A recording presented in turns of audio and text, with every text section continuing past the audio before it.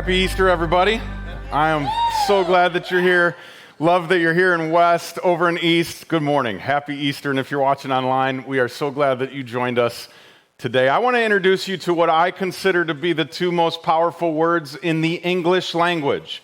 You probably have guesses of what they are. This might surprise you, though, that I think the two most powerful words are what if. Because how you fill in that blank can change everything, right? It can make you speculate about what could be. It might make you regret about what hasn't been. But no matter what, it engages your imagination. So you might say, well, what if I won $1 million? It's a fun game to play. Or what if I never met them and I didn't have the pain that's resulted from it? Or what if I go to this party and I meet Mr. Right? What if I get cancer?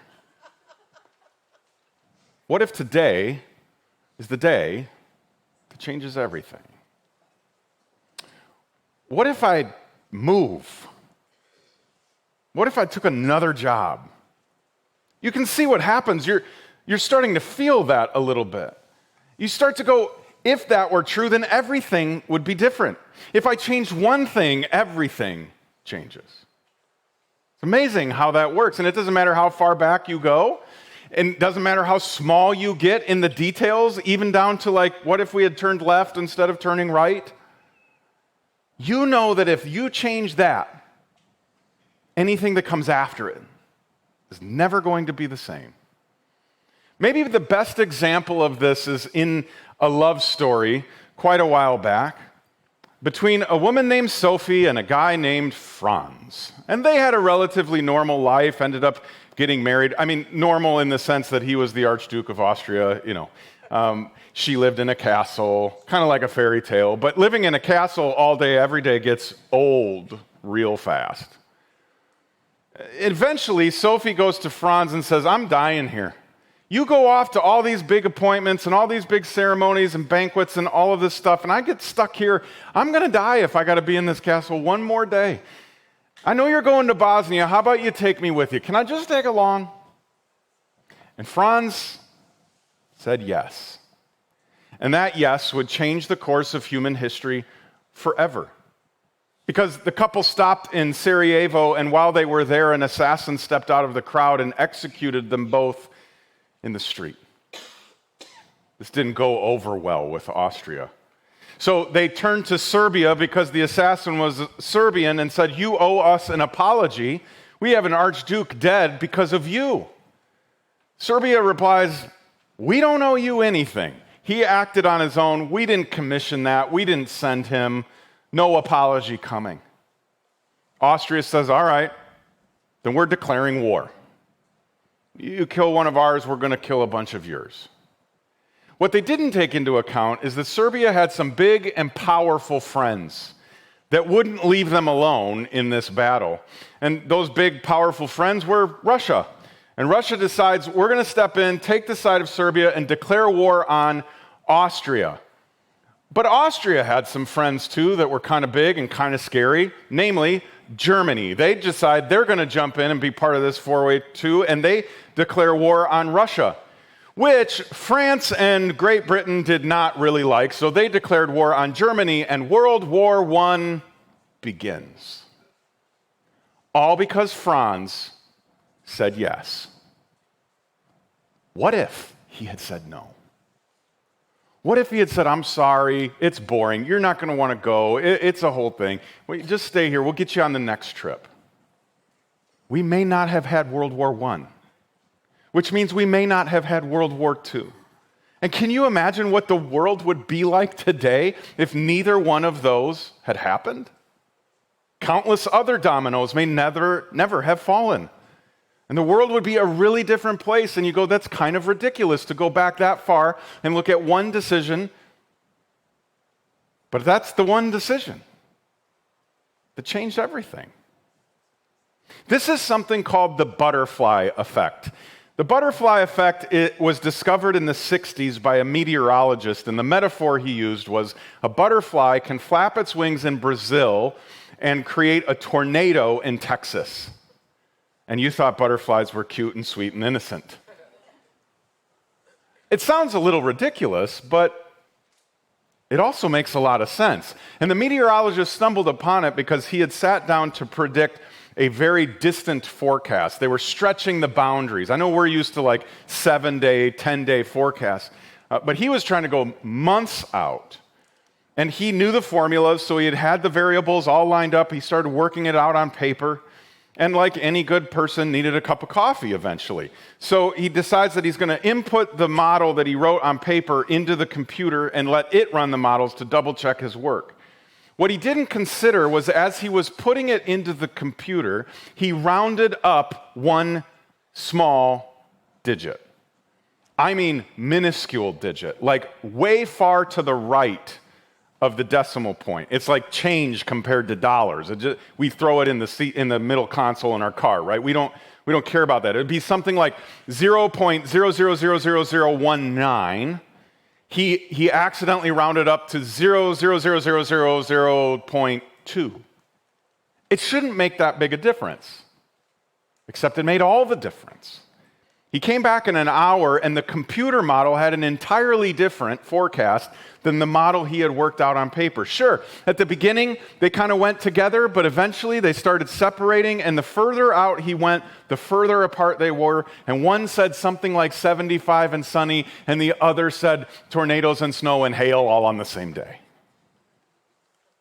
That fractional change changed everything. And I am convinced that that is Easter. I am convinced that the resurrection of Jesus is such a pivotal moment in the history of mankind that it changed everything.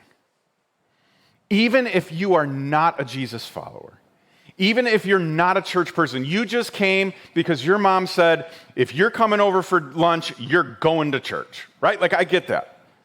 And I'm really glad that you're here. But I want you to know that your life has been forever changed and impacted by the resurrection of Jesus. And I want to talk about a few things and kind of use our imagination a little bit for just 1 minute. And ask the question, what if? What if Jesus hadn't come back from the dead? Oh, let's start here. You would not know his name. We'd have no idea who Jesus of Nazareth was. Rome had crucified countless people. Conservative estimates say about 200,000. But most scholars and archaeologists would say it was closer to 2 million. 2 million people hung on a cross. If Jesus wasn't the one that came back from it, then he would just be another tally mark on Rome's list. He would have been the crazy guy, born in Bethlehem, raised in Nazareth, thought he was God like countless other people had, ultimately dead, matters nothing. There would be no Jesus, there would be no church, there would be no Christianity.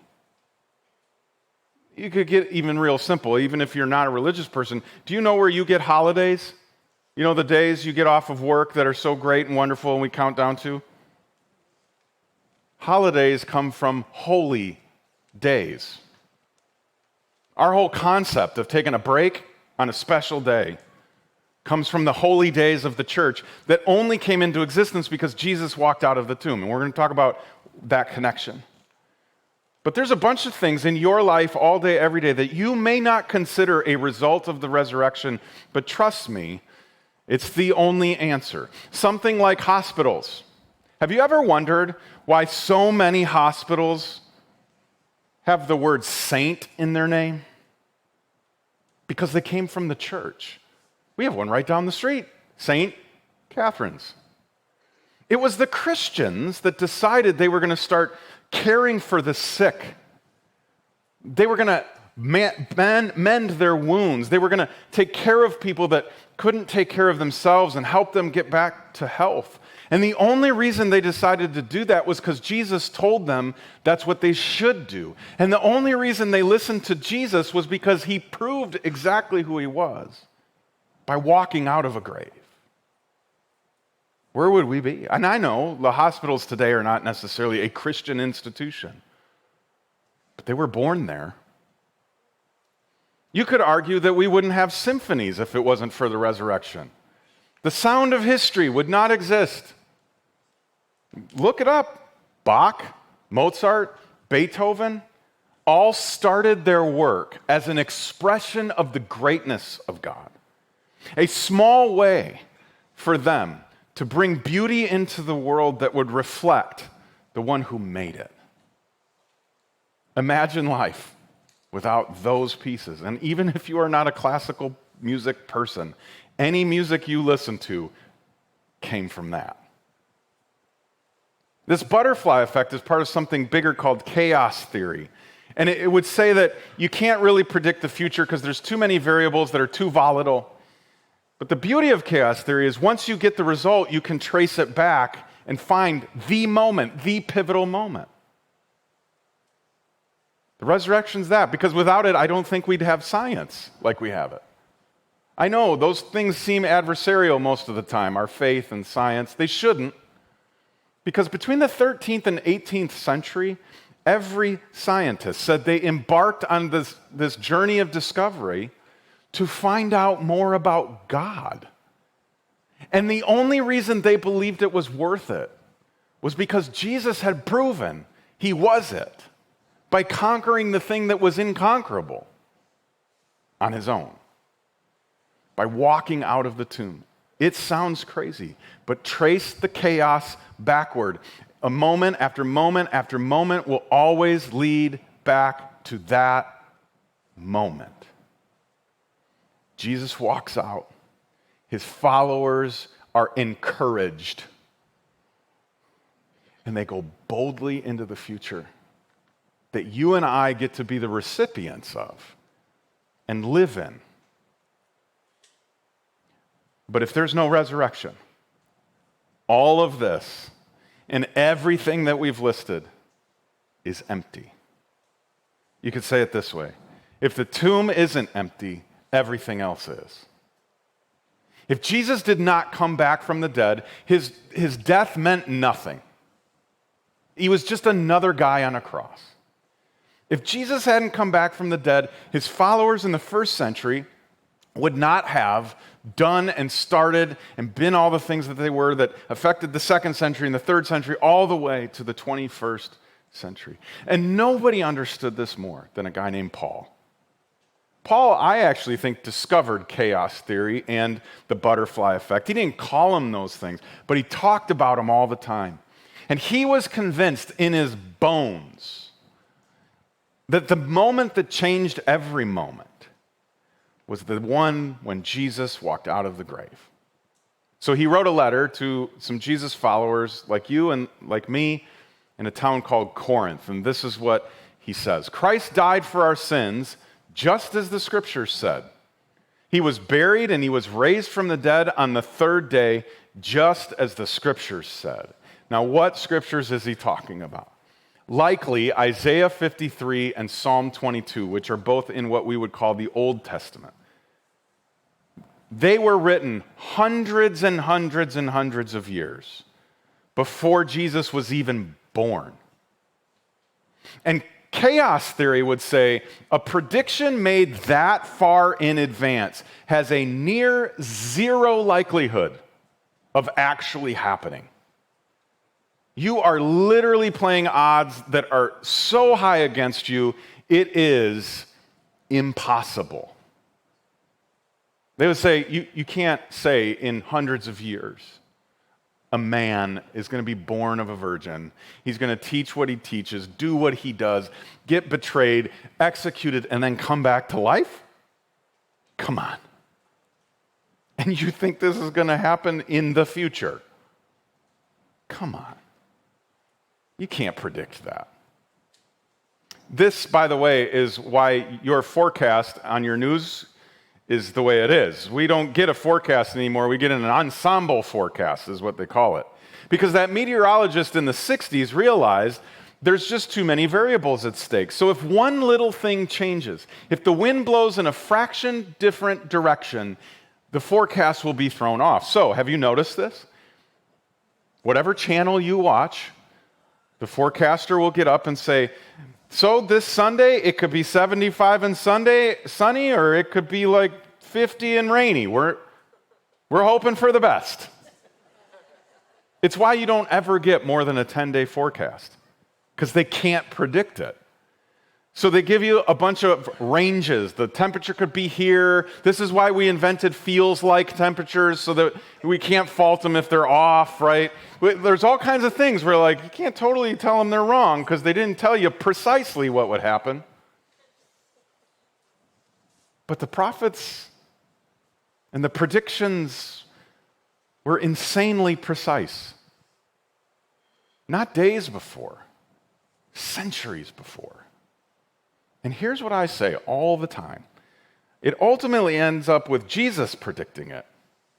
And if you can predict your own death and resurrection and then pull it off to the letter, I go with whatever you say. And then Paul goes on to say, listen, I know it would be easy to write me off and say I'm making this whole thing up. There's no real validity to it. But there's witnesses. There's eyewitnesses that saw him alive days after he died. And that's what he writes next. And I love this list. He says, he was seen by more than 500 of his followers at one time, most of whom are still alive. You can go ask them, though some have died. And then he says, he was seen by James, and later by all the apostles. Last of all, as though I had been born at the wrong time, I also saw him. Now think about who Paul is. Paul was the skeptic. He hated Jesus and the Jesus movement. He was a good Pharisee, a good religious leader, and there were really precise rules and ways of doing things. And then Jesus comes along, and he starts what, in Paul's mind, was a cult. And then Paul embarks to go all over the Middle East and shut down the church, shut down what then was called the way of Jesus. Imprisoned countless Christians, saw to the death of thousands of Christians. And then one day, he's on his way to Damascus, and Jesus steps into the middle of the road and stops him in his tracks. Paul says, I saw him. And if anybody would want to deny seeing him, it would be me. Because if he didn't actually raise from the dead, then I'm right. But I did see him. And he mentions James, and this James is the half-brother of Jesus. I can never talk about James without asking you this question. What would it take your sibling to convince you that they were your God? You're going, an awful lot. If you have half-siblings, it's overtime, right? They're going to have to work double hard to convince you. But that's what happened with James. James was leading the church in Jerusalem. It was like headquarters for Christianity. And James would stand up and regularly say, we should not make it hard for those that are coming to Jesus, my half-brother, because he's not just some crazy rabbi out of Nazareth. He is God himself. And he proved it because he walked out of a grave. And then Paul says, 500 people saw him, and there's two things he says that are really important. Number one is that they're still alive. So if you get this letter, Paul is essentially saying, and you don't believe me, go talk to that big crowd that saw him. And they'll tell you I'm wrong if I'm wrong. But they didn't say he was wrong. And what's so interesting is he says they all saw him at once. Now, this is important because of a phenomenon called reconstructive memory. We remember things that are normal. I know that we want to believe we have a video recorder in our brain and we remember everything exactly as it happened. But this is why you've got that fun uncle that tells really crazy stories that couldn't possibly be true, but he believes them with all his heart. Because they're a good story. And this is why when children suffer trauma as children, they're able to bury it and suppress it because they need a narrative that's normal. So most of the things that you remember are a normalized version. They fall in the vein of what most people's experience is in life. It would be easy for them to reconstruct a normal narrative, but they didn't. And it wasn't 500 different people at different times in different places. It was all at once. Did you see that? Yep. Did you see that? Yep. This is why when you tell some story and somebody looks at you and goes, I don't believe you, that's the first thing you think to say. Well, ask Susan. She was there. Ask Larry. He was there. And you list all the other people that can verify what you said. And Paul goes, fact check me if you want. I saw him, James saw him, 500 people saw him at once, all the disciples saw him, and the list goes on and on and on. They weren't fabricating something. It was real. And Paul says that is so important, because if it didn't happen, this is our reality, this is our truth. If Christ had not been raised, then your faith is useless. And you are still guilty of your sins. Paul would go on to say, this is all silliness. Getting up on a Sunday morning when the weather's halfway decent and piling into a little building in Kenosha to sing songs and listen to a guy yak on forever? That is ridiculous. Why would you do that? He says, Christianity, at its core, is totally useless. And the forgiveness that we all bank on, where God repaired us and allowed us to move on from all the wrong we've been doing, that's meaningless. If Jesus had not come back from the dead, then he's just another crazy man on the cross. And his sacrifice means nothing. It was Sunday that made Friday matter. Otherwise, you need to go get a good goat or a good sheep and bring it to the temple, because you've not been forgiven. And he says, oh, by the way, if there's no resurrection, you have no hope for next. I was at a funeral yesterday morning for a family member, and person after person stood up at the front and said, we're going to see him again. One day we'll be together, but we know right now that he has no more cancer and he is not suffering and everything is right. Why do we say that if there was no resurrection? The only reason we have any ability to believe in a next life or an afterlife, or that we aren't just a happy accident that dies and stops existing, is because my king walked out of a grave. My king said, there is life after death. Let me show you. Our promise that we are not just meaningless accidents is from the resurrection. Because Jesus verified what he taught, and he certified who he was and gave us hope for who we are. All on Easter. If the tomb isn't empty, everything else is. Now here's what's so fun. The first century religious leaders and the Roman officers that put Jesus to death knew that that was true. They knew that if Jesus came back from the dead, even if people believed he came back from the dead, it would turn the world upside down. Most of the time on Easter, we don't read the part that I want to look at real quick, because it's not the main part. It's not Jesus walking out of the grave. It's not about the cross. It's not any of those things. It's this side conversation that those religious leaders have with Pilate. But it's fascinating and betrays their understanding of the butterfly effect. They said the next day on the Sabbath, so this would be like yesterday for us in our time frame. The leading priests and Pharisees went to see Pilate, the guy that had overseen the trial of Jesus. It says next, they told him, sir, we remember what that deceiver or that liar or that phony once said while he was still alive. And here's what he said, after 3 days, I will rise from the dead. So, Pilate, we request that you seal the tomb until the third day. This will prevent his disciples from coming in and stealing his body and then telling everyone he was raised from the dead. If that happens, even if people believe a hoax, we'll be worse off than we were at first.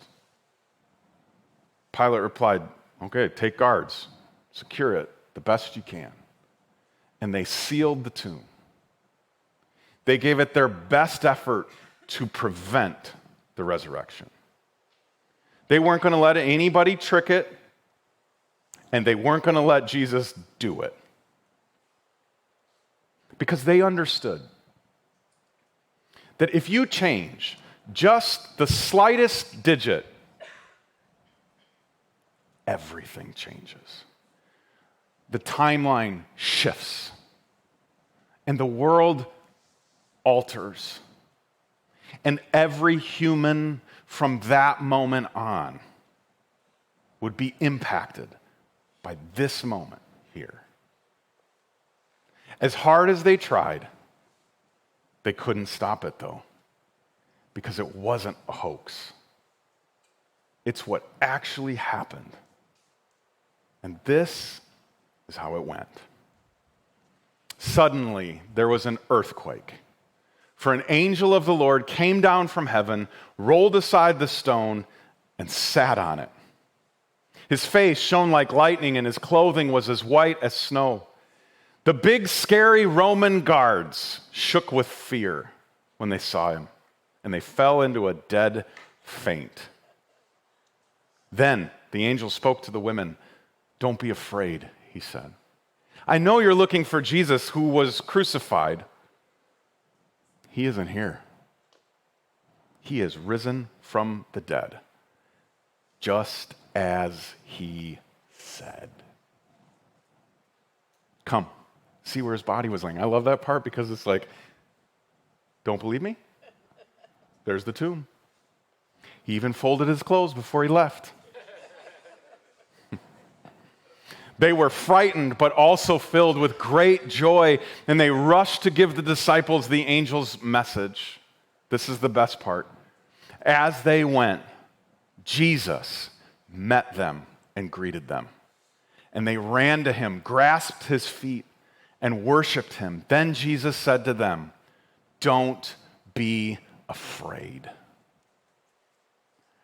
Someday, I'd love to ask Jesus, why weren't the first words out of your mouth, I told you so? Instead, he says, don't be afraid. And he would repeat that over and over and over and over again. Don't be afraid.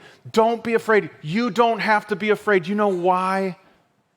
Because I didn't make it up. I did exactly what I said I was going to do. You don't have to be afraid to believe me. You don't have to be afraid to follow me. You don't have to be afraid to do big things in my name, because I proved it. And there's a couple of things in this interaction that are so important that we should never glaze over. Number one, it was women that saw Jesus first. Not the coward chicken men who had locked themselves in a room.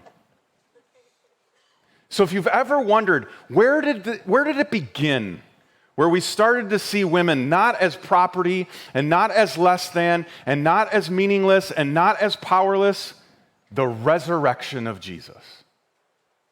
Because he chose women to see him first and not the men. They got the news from the women. And they didn't need to be afraid. And then when he shows up for the disciples, they didn't need to be afraid. And when he showed up for the 500 and James and Paul and everyone else, they did not need to be afraid anymore. They weren't wrong. It wasn't a hoax. It was true. And everything that's happened since then is meaningless if the tomb isn't empty. But it is. And chaos theory would tell us it's really impossible to predict the future. Chaos theory would say, Thousands of years ago, they sat down and made these predictions. They got really lucky that it all came to be. Whether it's the birth of Jesus, the life of Jesus, the death of Jesus, or the resurrection of Jesus. Chaos theory would say there's no way, there's just too many variables. One slight thing changes and none of it happens. And that's what makes it so amazing and awesome and such a gift. But chaos theory also tells us that once you know the result, you can trace back the steps by which you got there and find the moment that changed every moment. And for us, for you, that's the resurrection. It all starts. My faith is not based on a preacher's words. It's not based on a book. It's not based on words at all. It's based on an event. Because if that event didn't happen, then any of the other stuff is totally useless. So I want to ask you just a few questions, given all that we've talked about today. I want you to imagine again. And first, I want you to imagine if you are the person that came today because it's a family tradition and you don't believe any of this. You have settled on, and I understand, you've settled on, we are a happy accident. Nobody made all this. And we are going to live our lives and die, and that's it. You don't believe there's some all-powerful, higher power God. I totally understand. And you're allowed to think that way and be here as long as you need. But I do want to ask you a question. I do want to ask you to be courageous enough to not be afraid. What if you boldly asked God to show up? And you go, that's stupid. I don't even believe there is a God. Then what do you have to lose? Seriously. What if you stepped out on your back porch or while you're driving home this afternoon and you look, if you're driving, don't look up, look forward. But you looked up and you went, God, if you're real and if you're there, prove it. Again, what do you have to lose? If he's not there, who cares? And you didn't do it in front of anybody else to be embarrassed. But you just went, okay, you're going to have to show me. What if you tried that one more time? If you weren't afraid. I think that's part of the message of Jesus. Don't be afraid to boldly ask. I do want to warn you. It's kind of what Paul did. And Jesus showed up in the middle of the road. If you're here and you're at a place where you're like, I don't deny that God might be real or is real, but I got a lot of questions about this thing. I don't trust religion. I don't trust preachers like you. And I can't believe you put all this stock in a book that was written thousands of years ago, translated into a bunch of different languages, reinterpreted over and over again. You're basing your whole life. I got some issues with that. You're skeptical of all of this. And I get that. There's times where I am too. But you don't have to be afraid. So, what if you cautiously checked again? Bring the skepticism. Bring the doubt. You do not have to turn your brain off to follow Jesus. He's not afraid of all of the things that we're going to bring to the table. Just ask Thomas. Because when the resurrected Jesus showed up for Thomas, Thomas said, I don't believe it's you. Only way I will is if I can actually touch the wounds. And you know what Jesus said? Go ahead. So what if you brought the skepticism, checked it, be cautious with it, and take your time? And then I know that some of you have been really, really, really hurt by people like me and places like this. And again, the only reason you're here is because mom made you come. You've written off the whole religion and church thing. I don't blame you. But you don't have to be afraid. What if you tried Jesus again? If you want to put church and his people and followers and Christians and all of that to the side for a while, that's fine. What if you tried Jesus again? The one that walked out of the grave. And for those of you that are here and you're like, I'm in. I actually got baptized last night and I show up all the time and I read my Bible every once in a while and all that kind of stuff. That's awesome. Know that Jesus did not resurrect and sit in the tomb, though. He got up and left. And maybe for some of us, we believe and we're in, but we're afraid to take the next steps. We're afraid to start changing life and rearranging it around who Jesus was and is. You don't have to be afraid. What if you choose to grow? What if you made some sacrifice?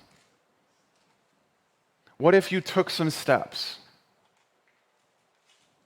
It could be, it will be the pivotal moment in your life. It begs the question, right? What if you are pivotal? What if all of that 2,000 years ago, the thing that we're here celebrating, what if all of that was about you? So that you could get to this moment and change the course of your life and the trajectory of where you're going. And by the way, somebody reminded me of this in between services, and I think it's so great. If you don't believe me, you can fact check me. You could get on a plane and go see the empty tomb. You could go see where the cross was. This is not a fairy tale. It was real, it is real, and it is for you. If you have doubts about could you mean that much, the answer is yes. And here's how I know. Because it's empty. So you are pivotal. Jesus changed the course of human history so that you and I could be here today. So, how will you pivot? Because Jesus pivoted it all.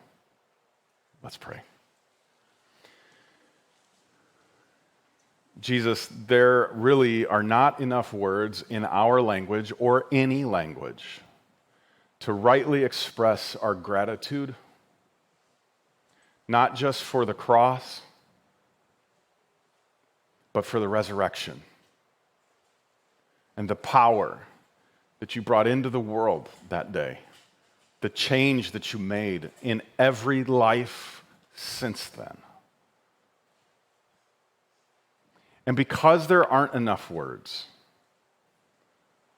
we're going to spend the rest of our life and all of eternity using them all to express our gratitude. On the day that the earthquake happened and the tomb rolled away, and you walked out, the song began. And Jesus, we will sing it forever. Amen.